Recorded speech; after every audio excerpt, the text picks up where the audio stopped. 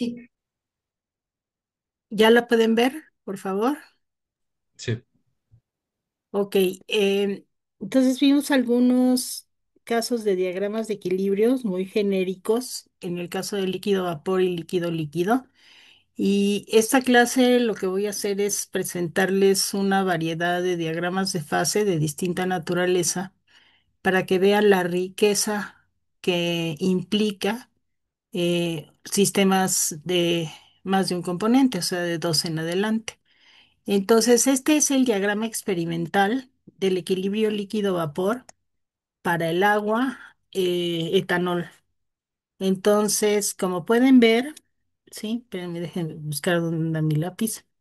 Como pueden ver, aquí está el azeótropo a composiciones muy, muy cerca del etanol puro. Es del orden más o menos de 90, 90 y tantos. Y toda la demás parte, cuando la composición del etanol es más baja, pues se ve como un equilibrio normal, ¿no? Líquido-vapor. Entonces, por ejemplo, a esta temperatura, pues voy a tener a este líquido y a este vapor y a este líquido en coexistencia a la misma temperatura y a la misma presión. Esto es un diagrama a presión constante. Y ahí está el azeótropo. Como pueden ver, bueno, aquí no se ve muy bien en estos datos experimentales, porque al fin y al cabo lo que está pasando es que am, como la composición es muy cercana al etanol puro, entonces aquí habría que amplificar para ver bien, pero aquí también hay una especie de gajo, ¿sí? Que implicaría la parte cercana al etanol puro. Pero bueno, como pueden ver, este es un azeótropo y separarlo en los componentes puros por una destilación simple o fraccionada, pues es imposible. ¿De acuerdo? Para obtener alcohol seco, puro, se tienen que usar otros métodos como la precipitación de un complejo de alcohol para poder eh, separarlos, pero es un problema porque en cuanto yo tengo ese complejo y luego lo, lo hago reaccionar de nuevo para que me dé el etanol seco, digamos, a la atmósfera inmediatamente toma agua. Entonces, conseguir etanol puro, seco, pues es imposible. ¿De acuerdo? Bueno, ahora, este tipo de diagramas, ya sea con o sin azeótropo, ocurren pues a una misma presión. Entonces, quedamos que cuando yo cambio la presión, estos puntos que están acá, que son las anclas del diagrama, o sea, esta es la presión de vapor del componente etanol puro y esta es la presión de vapor del componente, no, perdón, esta es la temperatura de ebullición. A ver, va de nuevo. Es que estoy en el otro diagrama. Este que está acá va a ser la temperatura de ebullición del etanol puro y acá tengo la temperatura de ebullición del agua pura. ¿De acuerdo? Entonces, por aquí ven a una atmósfera que es esta presión, pues ando en 373, que es la temperatura de ebullición del agua, 373,15, y la del etanol puro anda como en 352 Kelvin. Entonces, cuando yo cambio la presión, estos puntos se mueven a temperaturas mayores o a temperaturas menores, dependiendo si disminuyo o aumento la presión, y entonces el diagrama se va moviendo. Y eso es lo que les quiero mostrar justamente en esta serie de diagramas de una mezcla más o menos simple, es genérico, eso es a una cierta presión. eh, Se pone en unidades de presión reducidas simplemente para ser más fácil, pero esta es una gráfica. Aquí está la composición de uno de los componentes, es genérica, y aquí tengo un diagrama, pues como los que hemos estado viendo, ¿no? Equilibrio líquido-vapor en esta región, aquí tengo el vapor y aquí tengo el líquido. Entonces, a medida que yo voy aumentando la presión, pues este se va modificando, de hecho va cambiando las presiones, las temperaturas, y llega un punto en que uno de los componentes se vuelve crítico.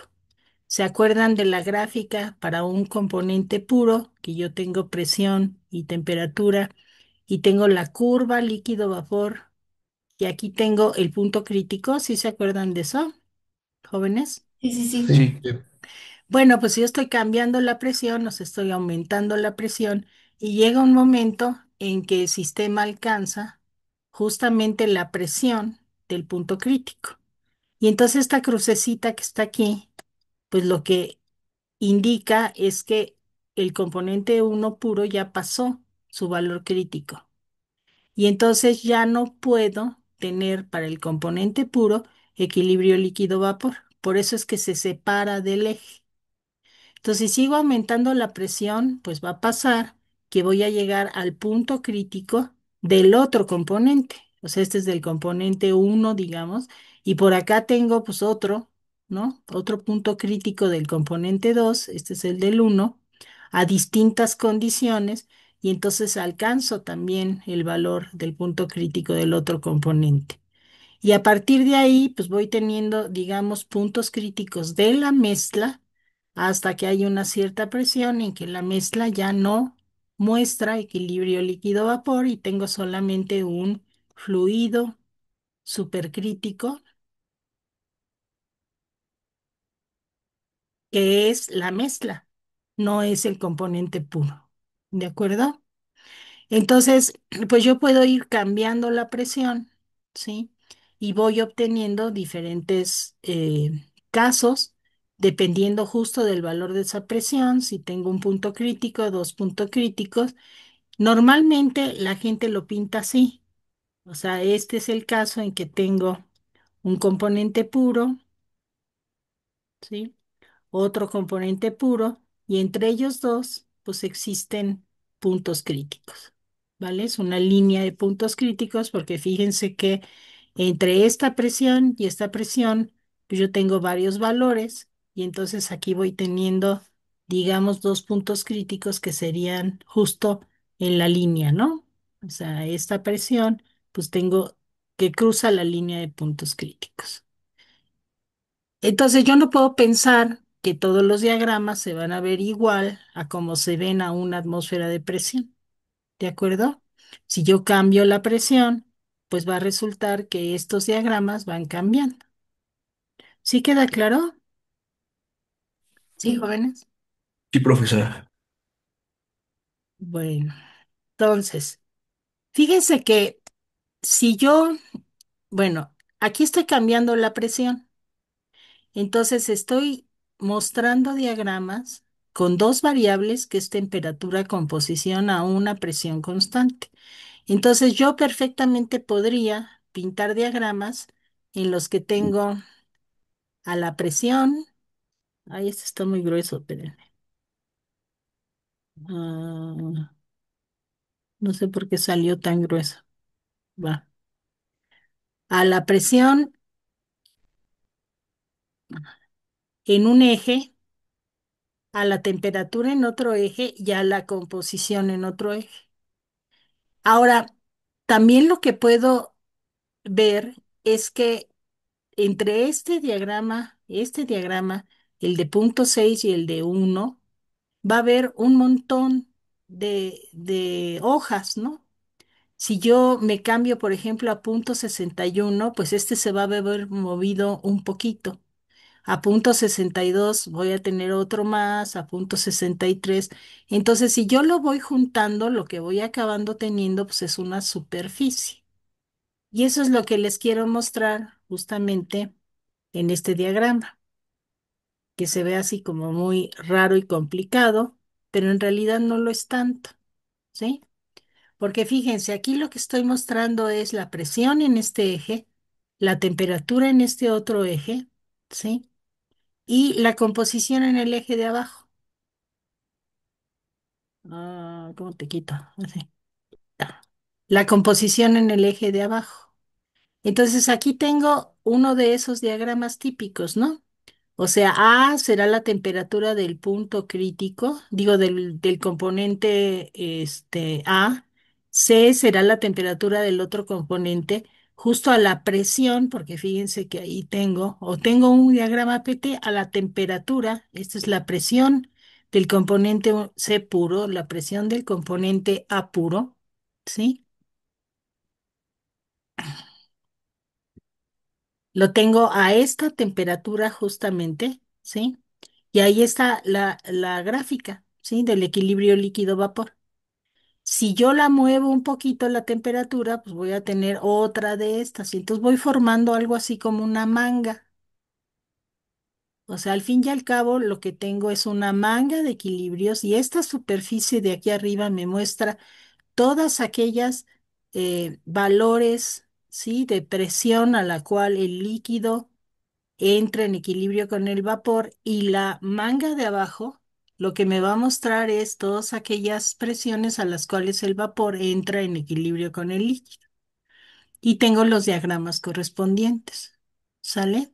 Igual acá, esta que está acá, esta gráfica que está acá, esta, lo que me muestra es al revés, ¿no? O sea, ahí tengo una presión constante y lo que tengo es la típica gráfica de temperatura. Esta será la temperatura del componente puro, esta será la temperatura del otro componente puro y en medio pues tengo todas, ¿no? Las demás. O sea, esta es una isoterma a T constante, esta es una AP constante y también se podría dibujar curvas, ¿sí? A composición constante. O sea, es a X constante. Esas, por cierto, se llaman isopletas. El nombre no sé de dónde viene, pero pues, así se les conoce. ¿Ok? Entonces, bueno, este diagrama se ve mucho más complicado, pero en realidad pues, simplemente son cortes de los que ya vimos antes, ¿no? O sea, yo hago cortes a temperatura constante o a presión constante y así se ve el diagrama. ¿Va? ¿Alguna pregunta?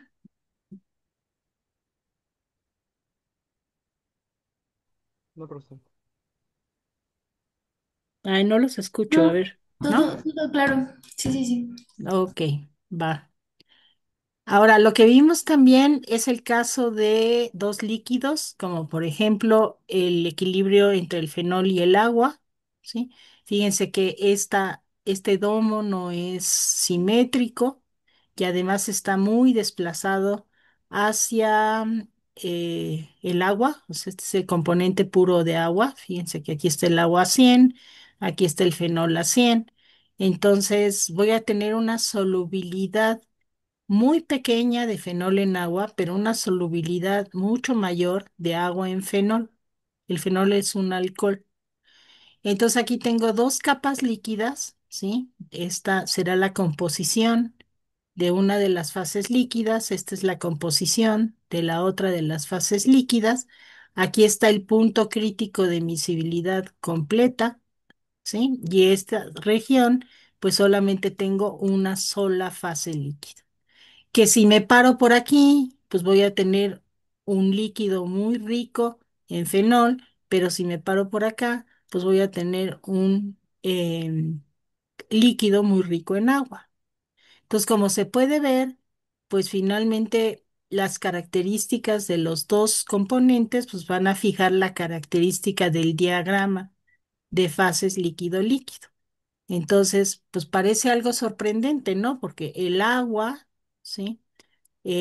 No permite muchos fenoles, pero sin embargo el fenol permite una mayor cantidad de agua en su estructura. Entonces eso pues, puede ser bien interesante, ¿no? A nivel de qué está sucediendo con las moléculas de uno y de otro. ¿De acuerdo? La estructura del agua es mucho más rígida que la estructura del fenol.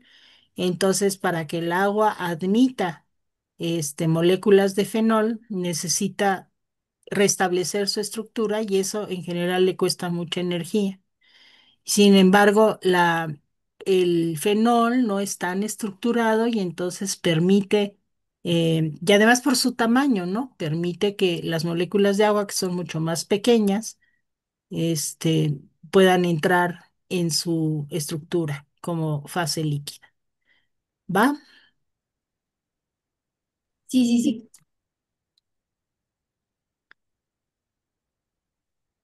Y aquí están los tres ejemplos que les comenté. Puedo tener puntos críticos inferiores, como este. Entonces, eso quiere decir que al disminuir la temperatura yo solubilizo la mezcla. Puntos críticos superiores, que yo al elevar la temperatura solubilizo la mezcla, o casos en que tenga un punto crítico inferior, un punto crítico superior, y solubilizo tanto bajando como subiendo temperatura. ¿Sale?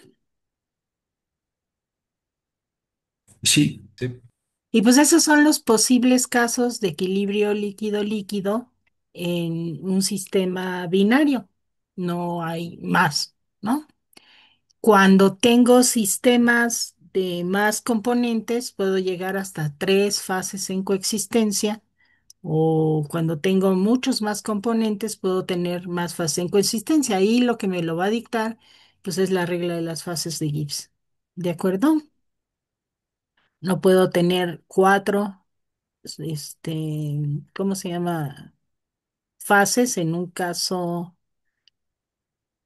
eh, diferente, pues, de más componentes. Ahora, vamos a pasarnos un rato a qué sucede si yo bajo más la temperatura. O sea, finalmente yo sé que puedo tener equilibrios líquido-vapor, a lo mejor puedo tener líquido-líquido, aquí no lo pinté, pero ¿qué tal si bajo lo suficiente la temperatura para que la mezcla congele?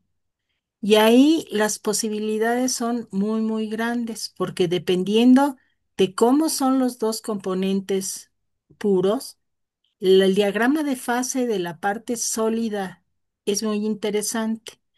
Y es bien interesante para muchos aspectos, o sea, tanto de los materiales como de la síntesis, como de la bioquímica. O sea, tiene mucho que ver con cómo los componentes van a formar diferentes fases sólidas, porque además, en el caso de los sólidos, cuando tengo dos componentes, puede haber reacciones químicas, ¿sí? Puede haber reacomodos de esas dos componentes que implican una reacción química, como por ejemplo la formación de aleaciones. La formación de aleaciones es un claro ejemplo de lo complicado que son los diagramas de fase para componentes de más de una sustancia, ¿sí?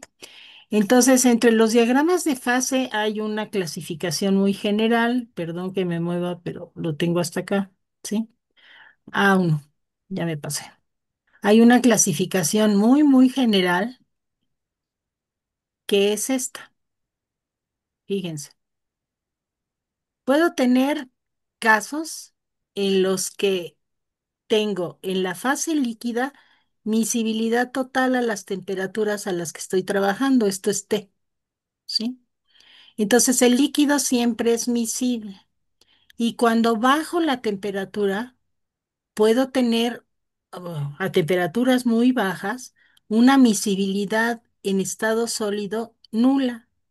Eso quiere decir que cuando el líquido se, digamos, entre comillas, congela, se separa en los dos sólidos. O sea, no van a encontrar una sola fase sólida en ese sentido, sino que se separa en el sólido A puro y el sólido B puro. Y entonces cuando ustedes lo analizan en en en un microscopio, por ejemplo, lo que alcanzan a ver es zonas en que tienen un sólido rodeada de zonas en que está el otro sólido puro. Hay forma de verlo a ojo, a veces se puede ver a ojo, pero en realidad lo que hace la gente pues es tratarlo de ver. Una de las primeras pruebas que hace es verla en un microscopio. Y en esos microscopios yo puedo ver distintas regiones que están eh, marcadas por ser un sólido o ser justamente el otro sólido. Entonces, en esta región se separa y existe una llamada miscibilidad del estado nula. Ahora fíjense, estos diagramas normalmente son así, o sea, hay pocos diagramas que cuando yo bajo la temperatura se ven de manera diferente, pero fíjense que dependiendo de la composición inicial que yo tenga en el líquido, o sea, cuál va a ser su composición inicial, ¿sí? A ver, este color no me... La composición inicial en el líquido, ¿sí? Y yo bajo la temperatura, puedo tener aquí, a ver, según lo que han visto, ¿qué verán a esta temperatura?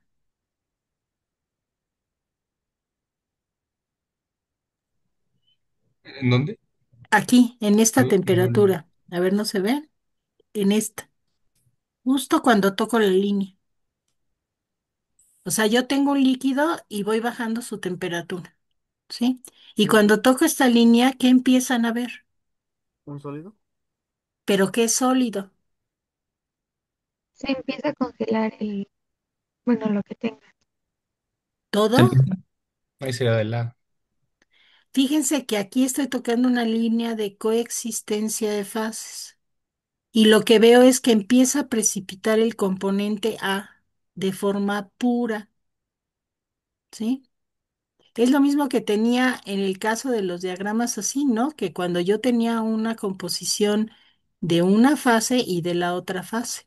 Entonces, igualito, cuando yo toco este punto, se va a convertir en un sistema en el que tengo fase líquida y sólido A puro. O sea, aquí tengo el líquido que contiene a los dos y tengo A puro, ¿sí?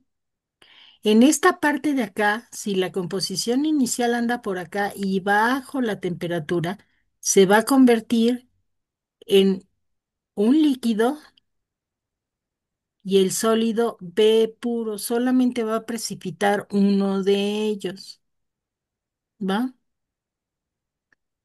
¿Sí queda claro? El líquido, entonces, sigue siendo de los dos componentes, De ¿no? los dos Ah, ok, componentes, o ok. sea, este tiene A y B y este también tiene A y B, pero solamente precipita uno de ellos en forma pura. ¿Sí? Porque este es el diagrama de composición y aquí tengo pues de 0 a 1 en la composición de B. Entonces, cuando llego a este punto, aquí tengo B puro y cuando tengo este punto, aquí tengo A puro. ¿Sí? Sí, sí. Ahora, hay un punto particular que es este, que justo cuando yo bajo aquí la temperatura, o sea, imagínense que tengo este líquido y bajo la temperatura a esa composición. Resulta que voy a tener una separación de fases, pero con la misma composición. O sea, no es como aquí, fíjense que el líquido cambia su composición, ¿sí? Aquí cambia su composición, pero aquí ya no. Aquí voy a tener a los dos a la misma composición. Este punto que está aquí se llama un punto eutéctico. Y si yo a esa mezcla de dos sólidos le subo la temperatura, lo voy a obtener a la misma composición. Fíjense, a ver, voy a ponerlo de otro color. ¿De qué color será bueno? ¿Cuál se ve bien, jóvenes? Creo que Verde, no estará bien. ¿Verde? Sale, verde. vale. Sí. A ver, fíjense, imagínense que yo tengo a una mezcla de dos sólidos, los mezclo, pero a esta composición, ¿sí? Cuando yo subo la temperatura, va a fundir. No, no se ve bien, jóvenes, fíjense. El azul no me Quizás gustó. sí le sube un poco como en donde dice 44, o sea, ese, como que si lo sube hacia la derecha se ve más ¿Se, fuerte. Entonces creo que es, más fuerte o más grande? no, más fuerte. Más grande es la otra barrita. Este. Ok, vale. Entonces estoy a esta composición. Sí, tienes razón. Entonces, cuando me subo, voy a obtener un líquido a la misma composición de la cual construí en el sólido. Porque fíjense que si yo hago al principio una mezcla sólida aquí y me voy a esta temperatura se va a separar en este líquido y este sólido puro, pero el líquido tiene otra composición, tiene una composición diferente a la que yo inicié. ¿Sí lo ven? Sí, A sí, ver, sí. va de nuevo. Déjenme borrar para que no se vean tantas líneas feas por todos lados. De nuevo, fíjense, escojo justo la composición aquí. Cuando yo elevo la temperatura, paso directamente al líquido y el líquido que voy a tener tiene la misma composición con la que yo empecé. En cambio, si estoy aquí y subo la temperatura, no, eso no es subirla. Si estoy aquí y subo la temperatura, se me forman dos fases, B puro y el líquido, pero a una composición diferente. ¿Sí se ve? O sea, Sí, este sólido que yo estoy construyendo aquí en el punto eutéctico funde a la misma composición a la que yo tenía al principio. ¿Y saben para qué se usan los eutécticos, jóvenes? ¿Alguien ha oído de eso? sí, para las aleaciones de acero. No, para las soldaduras. Las soldaduras son sistemas normalmente binarios en los cuales yo pongo una composición justo en el punto eutéctico y cuando subo la temperatura mantiene su composición. Entonces, ¿qué hacen ustedes cuando ven a alguien soldando los metales?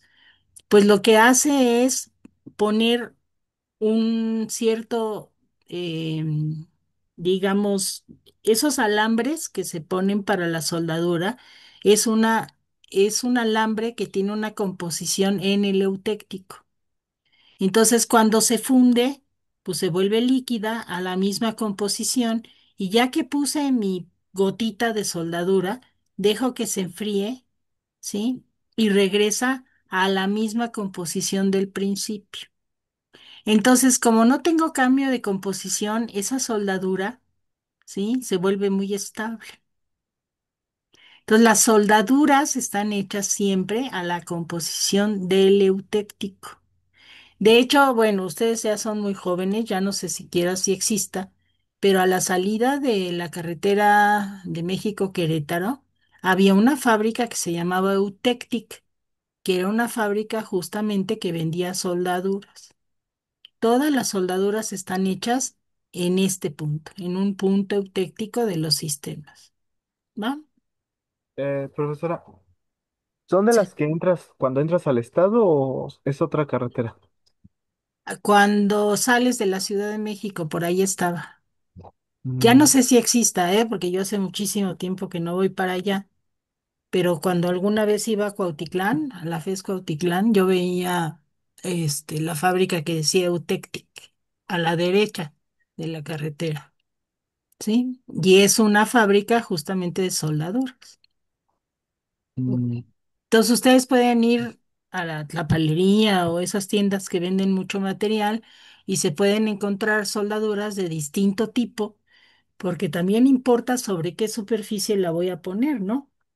Pero en general las soldaduras pues tienen ese chiste, que yo puedo garantizar que cuando yo elevo la temperatura el líquido va a estar a la misma composición y cuando bajo pues la voy a tener bien estable, ¿de acuerdo? Entonces, bueno, esa es este, ejemplo, pues, de una aplicación. Bueno, las que la gente llama el tipo 2, ¿sí? Son diagramas de fase cuya miscibilidad es completa en el líquido, o sea, tengo un solo líquido, pero el sistema forma compuestos, ¿sí? Estequiométricos, o sea, si yo pongo un sólido A con un sólido B, puedo formar un compuesto, por ejemplo, AB, o también puedo formar uno que sea AB2, o a lo mejor un, este, A2B, ¿no? Depende. Estas normalmente se llaman aleaciones, aunque sí tiene que tener algunas características mecánicas para hacer una aleación, pero en general la formación de compuestos en fase sólida ocurre cuando las moléculas del sólido A y del sólido B se empiezan a reorganizar de una manera diferente, ¿sí? Entonces, este es un compuesto estable, ¿sí? A esta composición que yo puedo formar con el sólido A y el sólido B. Y entonces el diagrama de fase se convierte como si fuera en dos diagramas de fase, porque fíjense que esta línea que está acá, ¿sí? Es como si yo separara hacia la derecha en un diagrama y hacia la izquierda en otro diagrama. Entonces, en el de la izquierda, aquí voy a tener B con el líquido en equilibrio, B puro. Aquí abajo voy a tener a B con el compuesto AB como fase sólida. Aquí voy a tener a AB como líquido en esta región, ¿sí? Y acá voy a tener A con el líquido, A con AB y voy a tener de nuevo al compuesto con el líquido, a composiciones diferentes. Tengo dos puntos eutécticos, este que está aquí y este que está acá. Y este punto que está aquí se dice que el compuesto funde congruentemente. ¿Por qué? Porque funde a la misma composición del compuesto. O sea, cuando yo obtenga el líquido aquí, voy a tener tantos de A y tantos de B como el compuesto.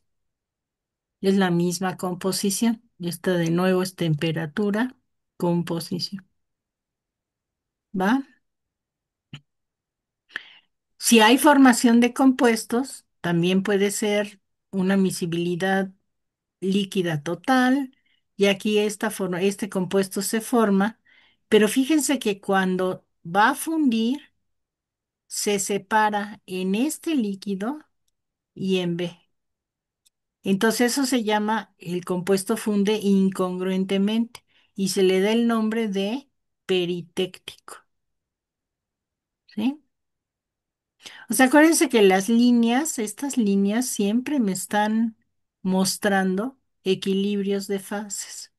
Aquí tengo a A con el líquido, aquí tengo a B con el líquido. Por cierto que tengo en este punto, pues el eutéctico, y fíjense que es un punto triple, porque tengo líquido A puro y el compuesto AB, ¿sí? Entonces, cuando funde incongruentemente, quiere decir que no voy a tener, ¿sí? Al líquido a la misma composición, sino que va a cambiar su composición. De nuevo, esto es T y este es el líquido. ¿Va? ¿Sí, jóvenes? Sí, A ver, eh, este caso es raro, o sea, hay pocos sistemas que tienen este tipo de diagramas, pero aquí tienen al líquido y se llama miscibilidad total, y en el sólido también se le llama miscibilidad total. O sea, forma una fase congruente, ¿sí? De moléculas o de átomos intercalados unos con otros y se parece mucho al caso del líquido vapor. O sea, estas partes de acá son equilibrios líquido con esa fase sólida que ahí le pusieron alfa y tiene un, un punto que se parece al punto. Ay, ahorita se me fue el nombre. ¿Cómo se llama este? A ver, ayúdenme. ¿Cómo se llamaba el líquido vapor? Azeótropo, ¿no? Sí, sí, sí. Se parece a un azeótropo. Pero también puedo tener casos, ¿sí? En el que tengo pues, solubilidad completa, ¿sí? O puedo tener esa temperatura mínima. Estos casos son raros, pero sí hay casos de sistemas, sobre todo de este tipo, en el que tengo solubilidad completa en el sólido, completa en el líquido, y tengo un equilibrio líquido con esa fase, ¿sí? que no es un compuesto, sino que están solubles unos en otros. O sea, eso quiere decir que están amorfos. ¿Me explico? Porque en una aleación hay sustitución. O sea, imagínense que tengo un sólido cúbico, ¿sí? Y tengo átomos en todas las esquinas. Y todos son As, ¿sí?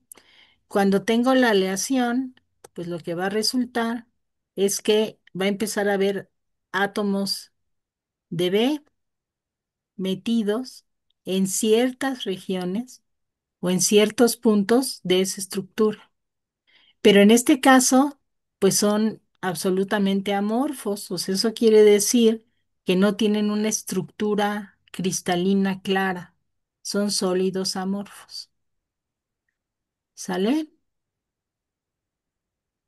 Entonces, bueno, como pueden ver, pues sí es muy variado, ¿no? También puede formar este tipo de sistemas.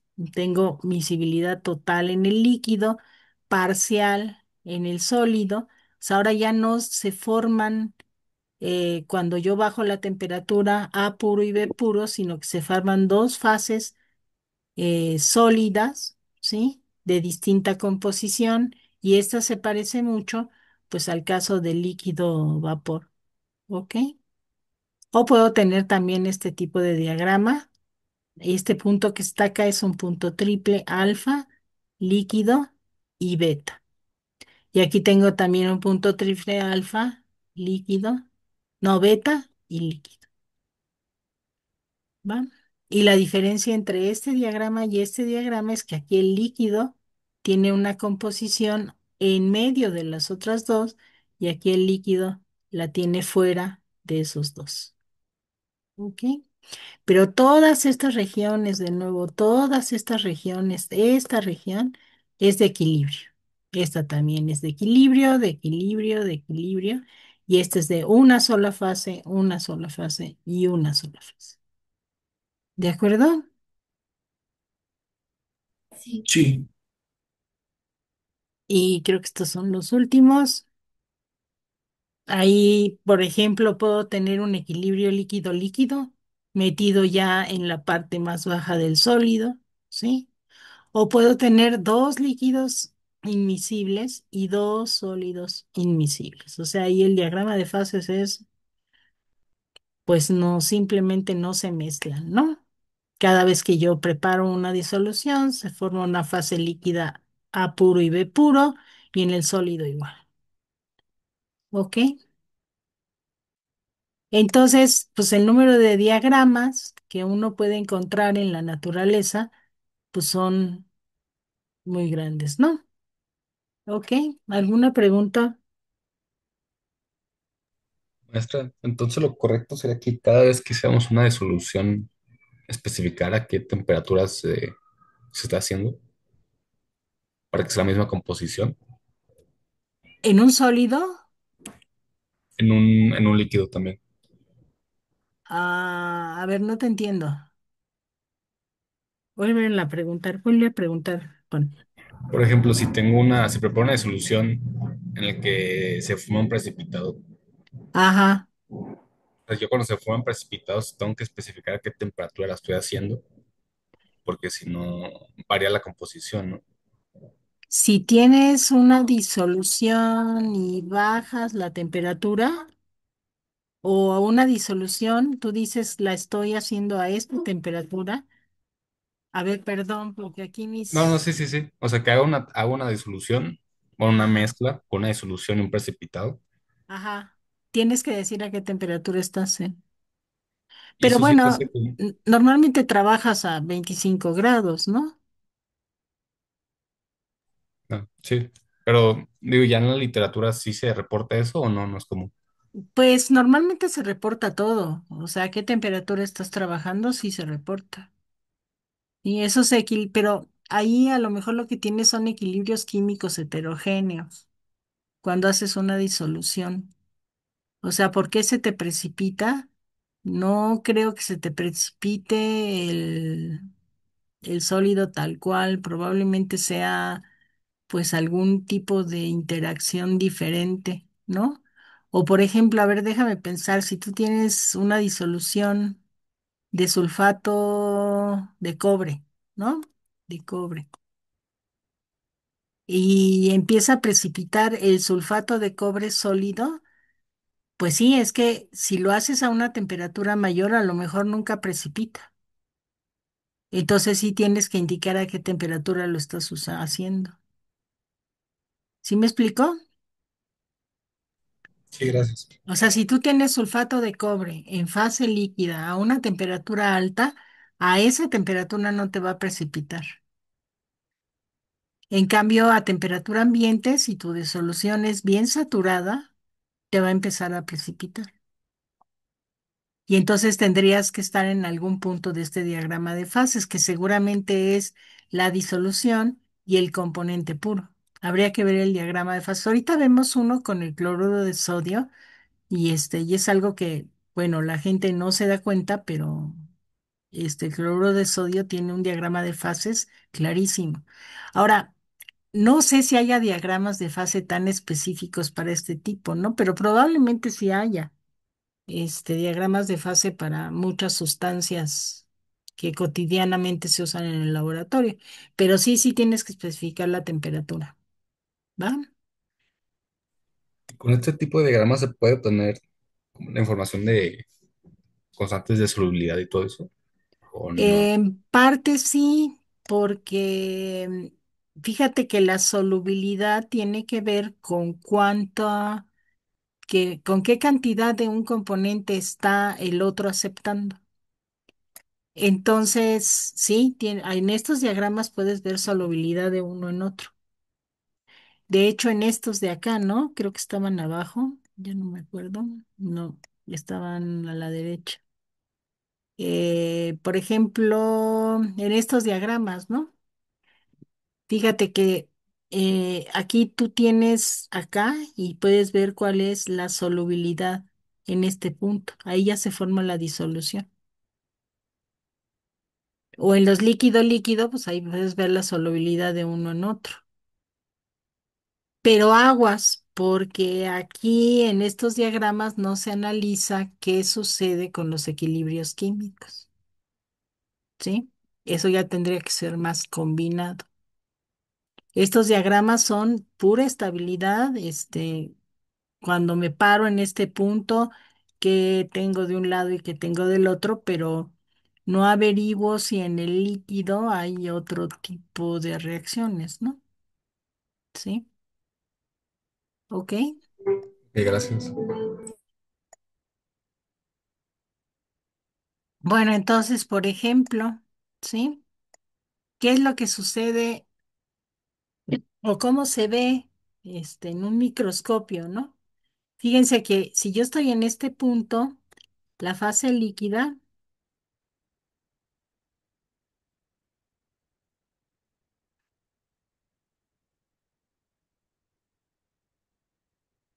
la fase es que, bueno, el azul o el verde. La fase líquida, pues se va a ver como un líquido tal cual, ¿no? Aquí. Cuando yo me meto en esta región, en este punto que está aquí, voy a tener un sólido en equilibrio con el líquido y por la regla de la palanca voy a tener una gran cantidad de líquido y un poquito de sólido. Entonces lo que yo voy a ver es que empieza a formarse los cristales. Cuando sigo bajando la temperatura, se forman cada vez más y más cristales justo por de nuevo, ¿sí? La regla de la palanca. En este punto se van a formar cada vez más cristales, cerca del otro punto se forman más cristales y cuando sobrepaso la línea ya tengo la fase completamente sólida. Entonces yo puedo ir siguiendo, ¿sí? Por medio del microscopio, la transición del líquido a sólido y viendo intermedios que son estados de equilibrio, porque son el líquido y el sólido en coexistencia, pero puedo ir viendo cómo se va efectuando la precipitación. ¿Ok? Entonces así se vería, pues. Ahora, Este es genérico, nada más para apuntarles, nada que se aprendan de memoria y mucho menos, pero nada más para que vean la posible complejidad que hay en un diagrama de fases binario en la fase sólida, ¿no?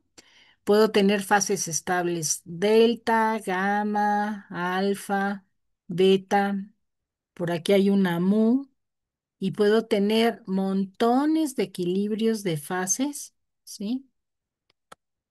Montones de equilibrios de fases en esta región, en esta región, en esta región. Todos son fases estables en equilibrio, ¿sí? Todas estas son regiones de dos fases. ¿Sí? De hecho, tengo puntos triples, otro punto triple por acá, otro punto triple. No, este no es un triple, este por acá es un triple. Entonces, la complejidad puede ser tremenda, ¿no? Y la gente les ha puesto nombres, son peritécticos, eutécticos, eutectoide, peritectoide, o sea, es un lío tremendo, ¿no? Pero la gente que se dedica a materiales, pues sabe leer muy bien los diagramas de fase, ¿va? Bueno, ahora déjenme enseñarle justo los ejemplos ya reales, ¿no? Este es el típico diagrama de fases de plomo con estaño.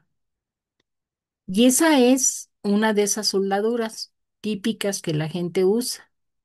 Entonces, si yo recorro la línea a una composición constante, la composición justo del eutéctico, ¿sí? Esto es lo que veo. Aquí estoy en fase líquida. En el eutéctico se forman las dos, beta y alfa. O sea, estas son diferentes, ¿no? Vamos a llamarle a esta beta y a esta alfa. Tienen rayitas diferentes. Y cuando bajo en este punto, esto se forma como una sola fase sólida, pero con la misma composición, ¿sí? De los dos íntimamente, este, juntos, ¿ok? Entonces, el caso de plomo y de estaño es la típica soldadura, la que usan con estos cautines chiquitos o la gente que suelda algunas cosas más grandes, ya para soldaduras diferentes, pues utilizan otro tipo de aleaciones o de mezclas eutécticas, ¿ok? Este, por ejemplo, es el mismo diagrama, bueno, aquí no tenía los valores, si se fijan, pues este es genérico, ¿no? No tengo aquí los valores, pero aquí están los valores, ¿sí? Esta es la composición del eutéctico del plomo con el estaño, ¿sí? La composición es 61,9, es en masa. Y aquí tengo las composiciones de las fases sólidas en las que se separa en ese punto. Y la temperatura anda pues arriba de 150, ¿no? Por ahí. 183. Es la temperatura del eutéctico. Y esta temperatura pues la puede alcanzar fácilmente pues un cautín casero, ¿no?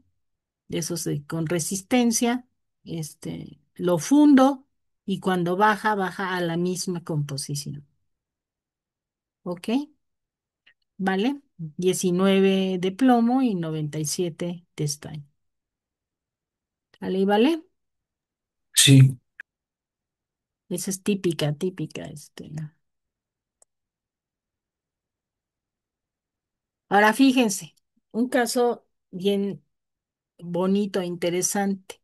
La disolución de cloruro de sodio. Todo el mundo dice, pues se disuelve cloruro de sodio en agua, forma una fase líquida y solo cuando llego al punto de saturación, pues precipita el cloruro de sodio, ¿no? Bueno, pues esos son los casos de por acá, ¿no?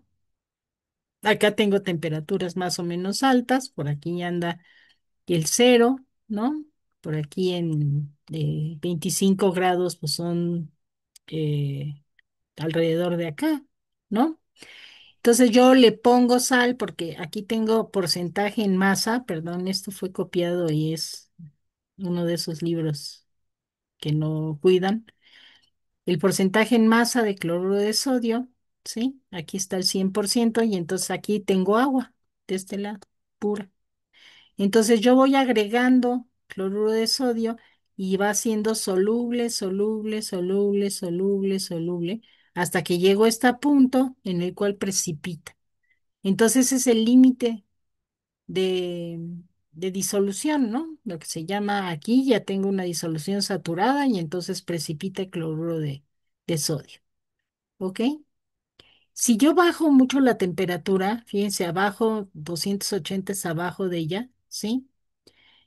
Lo que empiezo a tener es al agua en forma cristalina en equilibrio con una disolución y tengo a la disolución en equilibrio con el cloruro de sodio sólido. Y a temperaturas mucho más bajas, lo que tengo es al agua y al cloruro de sodio puros, como dos fases sólidas. Fíjense que una vez en el laboratorio y andábamos haciendo esos experimentos medio locos, lo que hicimos fue congelar una disolución de cloruro de sodio, ¿sí? No me acuerdo de la composición, pero tenía bastante cloruro de sodio. Entonces la metimos al refrigerador, bien contentos, teníamos una disolución de cloruro de sodio con agua, ¿sí? Y congeló. En lo que nosotros pensamos que era pues un sólido común, ¿no? Y después cuando la sacamos del congelador y empezó a fundir, nos dimos cuenta que en el fundido, ¿sí? Em, Era agua prácticamente. Bueno, no, en el fundido se estaba formando una salmuera. O sea, en la fase líquida que venía del sólido, era básicamente una salmuera. Y el sólido que teníamos acá, que todavía no había fundido, era hielo puro. O sea, uno lo probaba y no estaba salado. Y sin embargo, el líquido que estaba ahí drenando, pues era básicamente una salmuera. Entonces, lo curioso es que ahí vimos que finalmente cuando uno congela esta disolución, en realidad la está congelando, pero está congelando los dos sólidos juntos. Y cuando yo fundo, lo que obtengo pues, es una disolución de cloruro de sodio. Si la fundo para acá, por ejemplo, pues es una disolución de cloruro de sodio, que es esta salmuera, en equilibrio con el agua sólida. O sea, no habíamos revisado, mal de nosotros, el diagrama de fases y pensamos que cuando congelara, pues íbamos a obtener pues un sólido, ¿no? Que a la hora de descongelar iba a dar simplemente pues la disolución. Y pues no es cierto. Nos daba el hielo puro más una disolución de cloruro de sodio, ¿vale? Entonces, pues eso es muy bonito porque este diagrama me puede decir cuál es el límite de solubilidad, que claro, para eso pues hay tablas hechas, ¿no? Pero ¿cómo se hicieron? Pues justamente construyendo el diagrama de fases. Y hay una temperatura a la cual si yo desciendo este, más allá la temperatura, pues empiezo a tener las fases sólidas. ¿Ok? ¿Sí, jóvenes? Sí, ¿Va? Bueno, sale. Por eso se le pone sal al agua para que mantenga una temperatura muy baja, ¿sí? Porque empiezo a tener este, estos cambios, ¿sí? Se congela a una temperatura mucho menor, ¿ok? Bueno, otro ejemplo. Este es un ejemplo del oro con el silicio, ¿sí? Y este es pues uno de esos diagramas muy tranquilitos. Tengo al líquido. Tengo al oro con el líquido, al silicio con el líquido y tengo un punto eutéctico. A temperaturas muy bajas el oro y el silicio se separan de manera pura, ¿sí? De hecho, esa es una de las maneras en que se recuperan ciertos componentes electrónicos que son de oro, que están embebidos en silicio y lo que hacen es bajar la temperatura y separarlos pues por alguna manera mecánica. ¿Ok? Entonces ese es típico diagrama tranquilito. Ah, ya me voy para abajo, perdón. Es que las puse todas juntas por acá. Fíjense, ese es de los raros casos en que tengo una solubilidad de molibdeno y vanadio. Acá tengo el líquido, aquí tengo una fase sólida única. Entonces tengo una curva de punto de fusión, una curva de punto de congelación. Y bueno, en algunos libros se le llama a esta sólidos y a esta líquidos, a la curva, pero bueno, no son muchos los diagramas que se ven de esta manera, ¿no? Entonces, molibdeno y vanadio se ven de esta forma, ¿ok? Bueno, empecemos a complicar las cosas. Fíjense, este es un óxido de talio y un borato y forma este compuesto, ¿sí? El talio 3BO3. Y entonces pues tengo dos diagramas, uno a cada lado. Uno que va a ser el óxido de talio con el borato de talio de con esta estequiometría. Y voy a tener uno que sea el borato de talio con esta estequiometría en equilibrio con la otra estequiometría. Arriba tengo la fase líquida y tengo los diferentes equilibrios, ¿no? De nuevo, pues aquí tengo dos fases, dos fases, dos fases, dos fases, dos fases, dos fases. ¿Ok? Y de hecho, esta fase de el que tiene esta estequiometría tiene dos distintos tipos de fase, alfa y beta, dependiendo de su estructura cristalina. ¿Ok? Este es el sistema oro-potasio, ¿va? Y miren cuántos forma, con cuatro oros, con dos oros, con un oro, con dos potasios. Entonces está toda la riqueza de distintos compuestos estequiométricos y sus respectivos equilibrios de fase. ¿Sale? ¿A poco no se sorprenden de estos comportamientos? ¿No? Sí, porque cómo puede como que La verdad, sí. formar diferentes compuestos, ¿no? O sea, como que uno solo, ¿cómo se puede como dividir?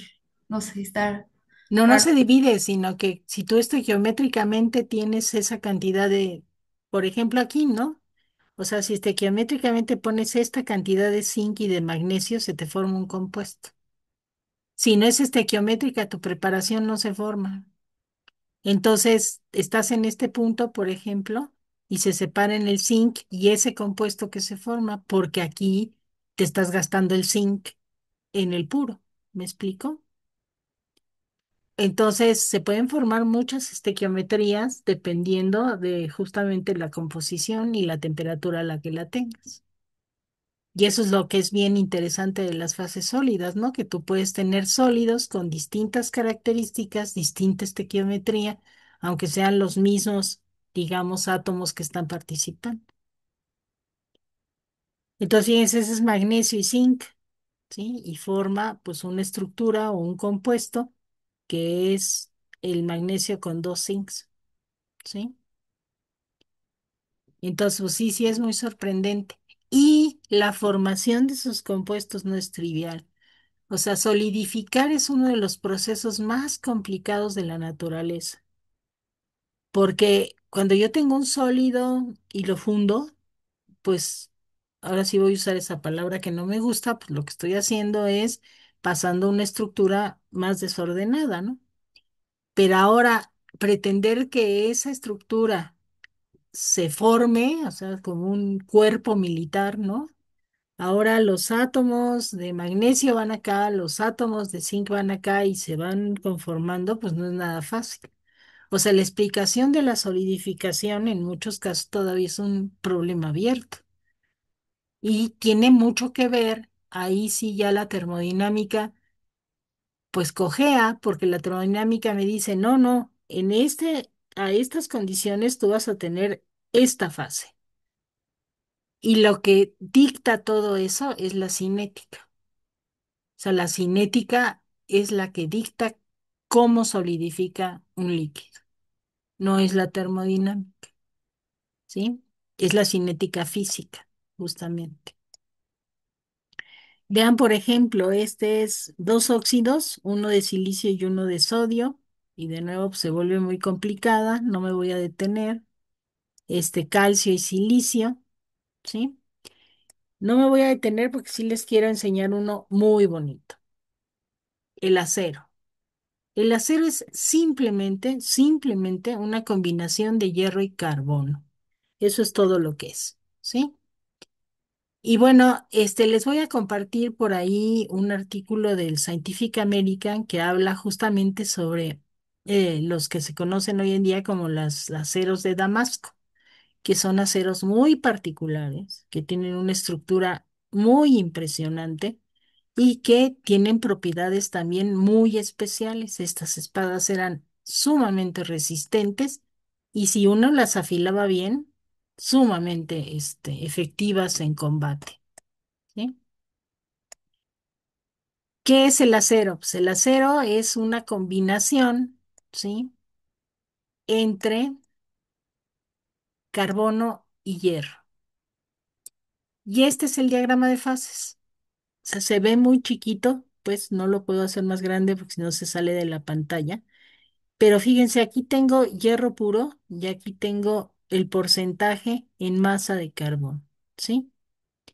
Entonces, a medida que yo voy aumentando el porcentaje de carbono, las propiedades, sobre todo mecánicas de la combinación, se vuelven muy diferentes.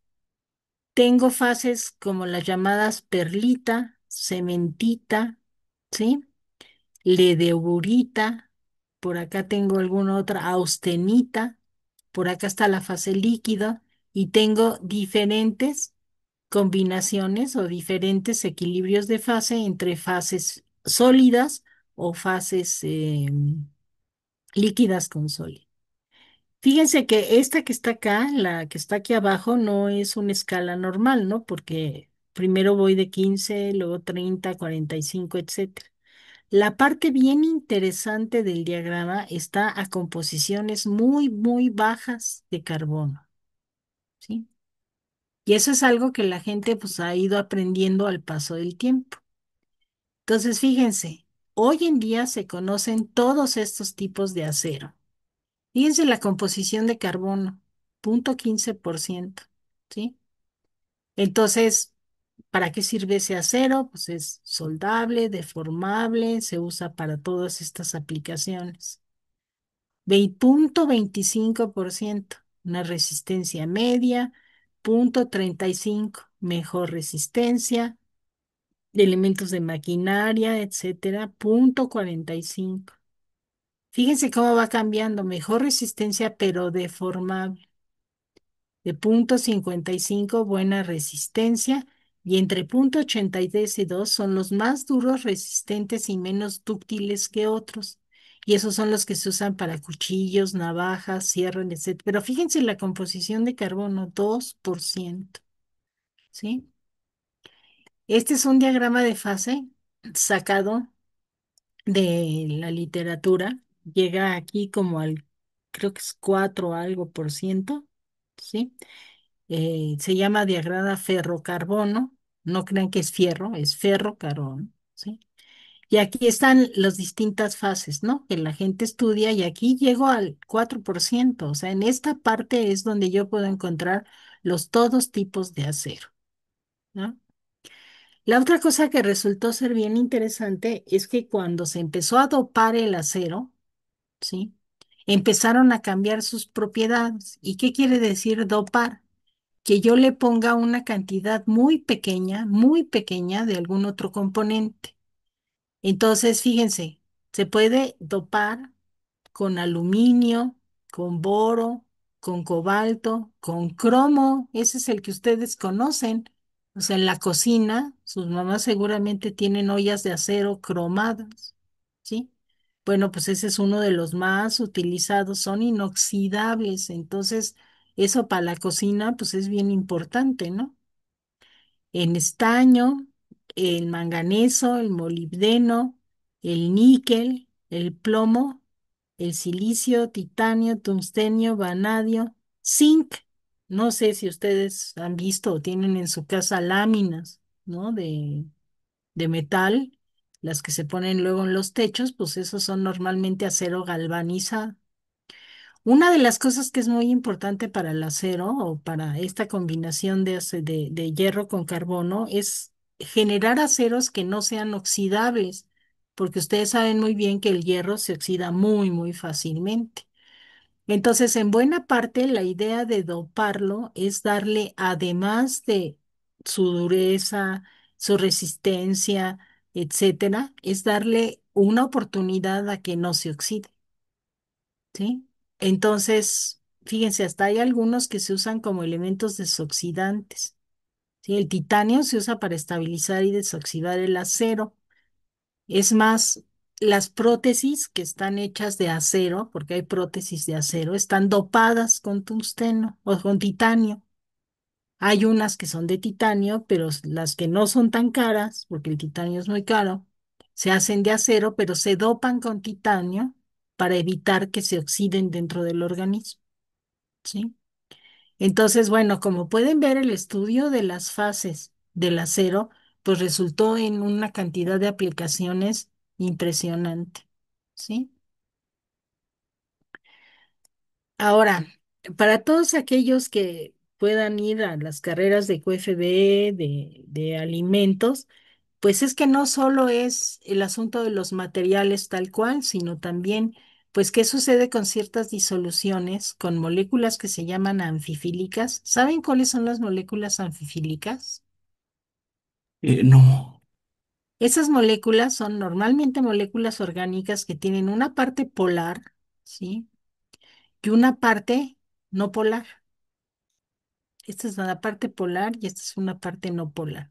Normalmente son cadenas hidrocarbonadas, pero tienen una parte polar muy importante que puede ser un OH, o una cadena de OHs aquí combinados con carbonos, pero esta parte es polar y esta parte es no polar.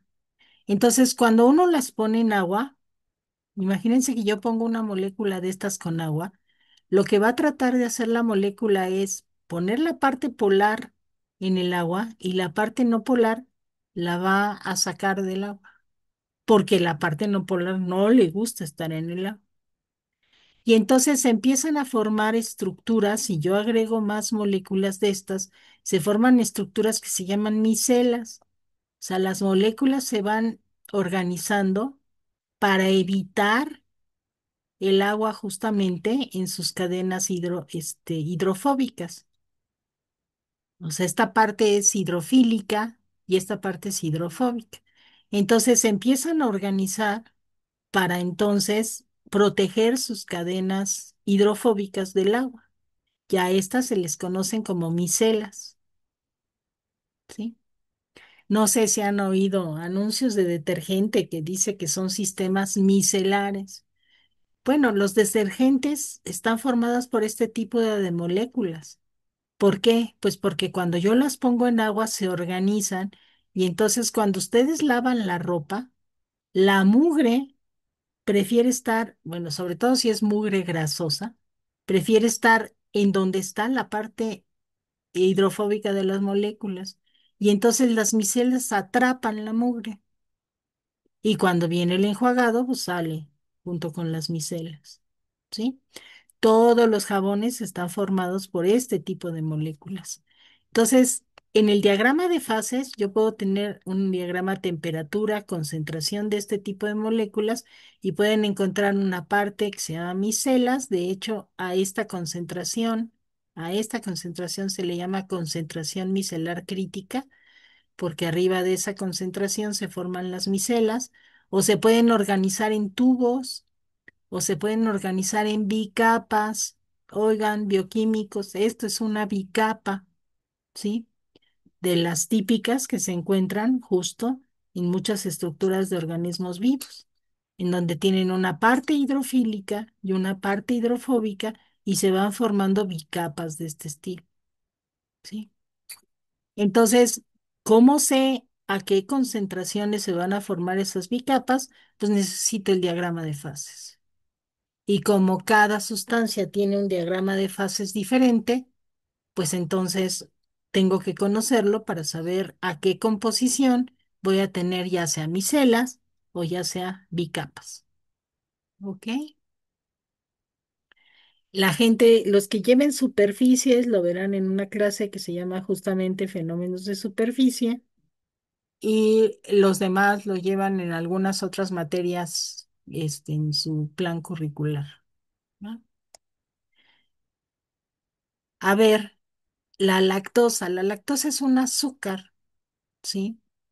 Pues ese azúcar, fíjense que cuando yo bajo la temperatura, ¿sí? Esto está en Celsius, aquí voy a tener el estado cristalino es el que yo conozco, ¿no? O sea, la lactosa es equivalente al azúcar, es un sólido que se parece mucho.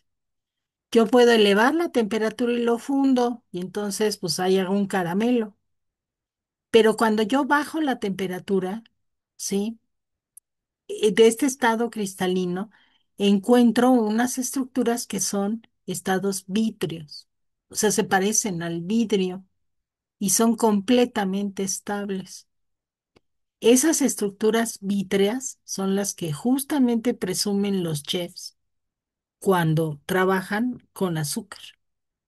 En estas típicas bolitas de azúcar, hacen los chefs así como muy nice, hacen algunas estructuras de azúcar que tienen que ver justamente no con el estado cristalino, pero con el estado vítreo. Entonces, bueno, este es de una tesis de doctorado de una chica que estudió este tipo de sistemas, pero como pueden ver, sistemas que ustedes piensan que, bueno, pues son solubles y no sé nada de ellas, pues cuando yo tengo ciertas, y fíjense que las temperaturas no son tan bajas, ¿eh? En vez de estado cristalino, tengo un estado vítreo, ¿ok? Y luego, ya para terminar, mm, sacarosa, ¿no? Ese es el más común, es el azúcar común, ¿sí? Y lo mismo, ¿no? Tengo una línea de transición vítrea, esa sí es a temperatura muy baja, ¿sí? Por aquí tengo la temperatura de fusión, tengo la fase líquida, una fase sólida y tengo también vidrio. Y son moléculas de este estilo, ¿sí? Entonces, pensar que los sistemas son, pues, sólido, el azúcar, pues porque siempre lo he visto así, pero me encuentro con sorpresas cuando yo cambio sus condiciones. ¿De acuerdo? Ahora, no voy a entrar en detalles, pero también puedo tener sistemas de tres componentes. Por ejemplo, este es uno típico en el que tengo agua, un vaselina y emulsionante. Y estos son los tipos de diagramas de fase que usan mucho en la industria de cosméticos, por ejemplo.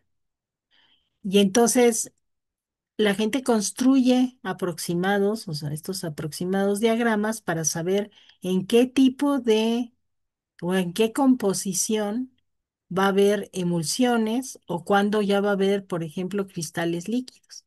Entonces, si yo estoy queriendo hacer una crema que me voy a poner en la cama, en la cara, pues trato de buscar zonas donde haya emulsiones.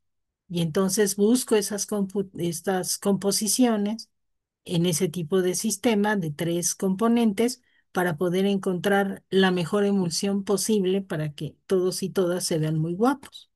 ¿Sí?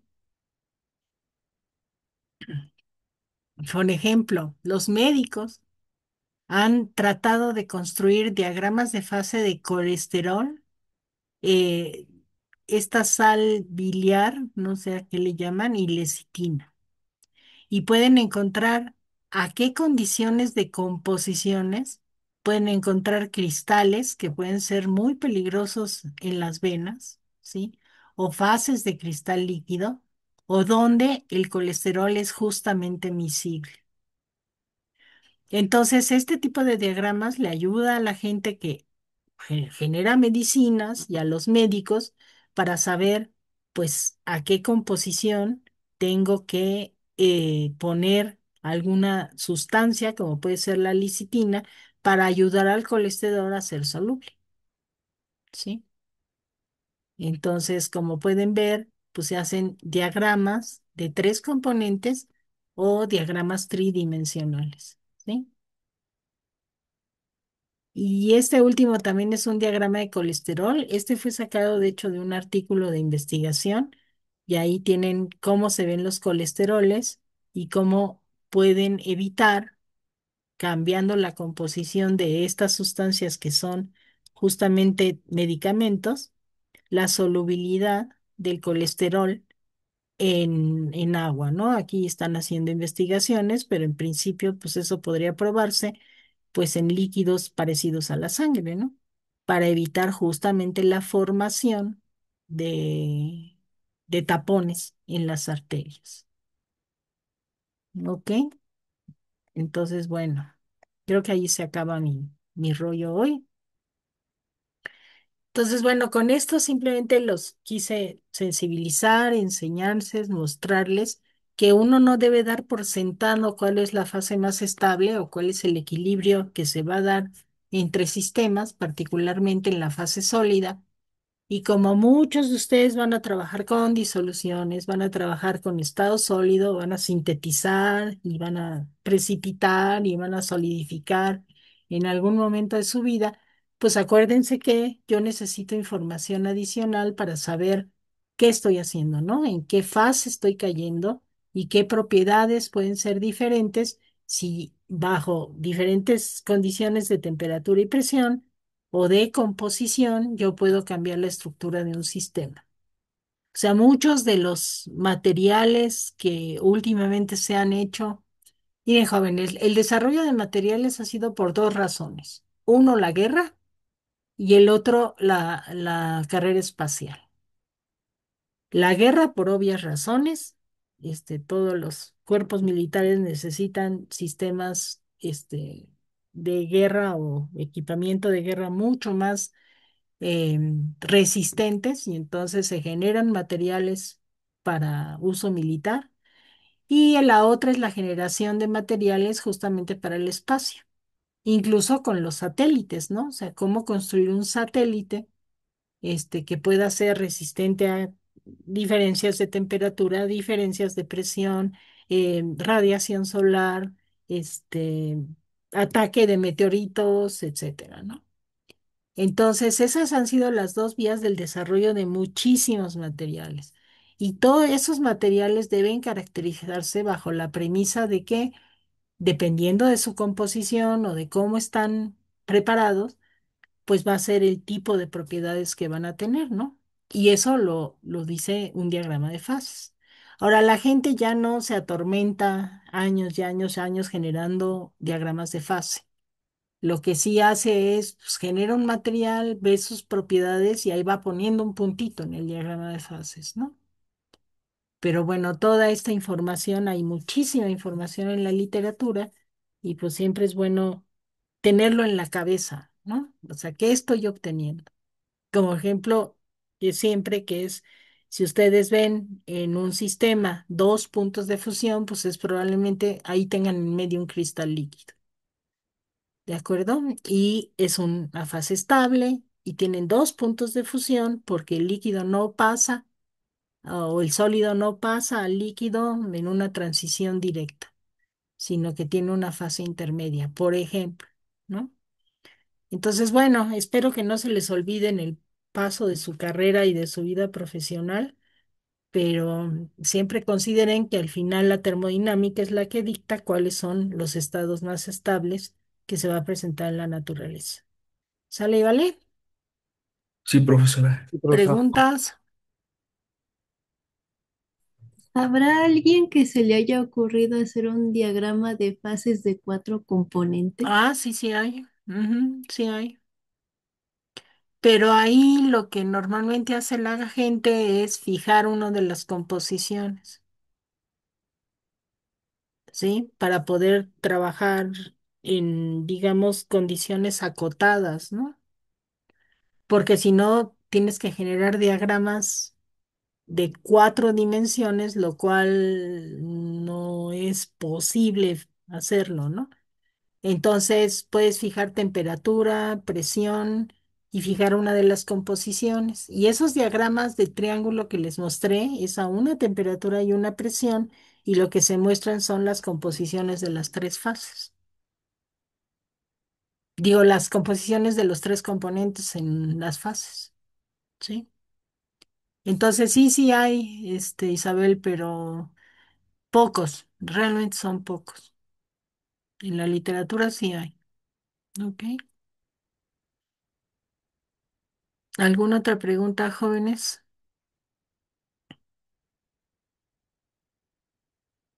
Bueno, No, les paso esta grabación, les paso el material, la presentación que viene con esta grabación.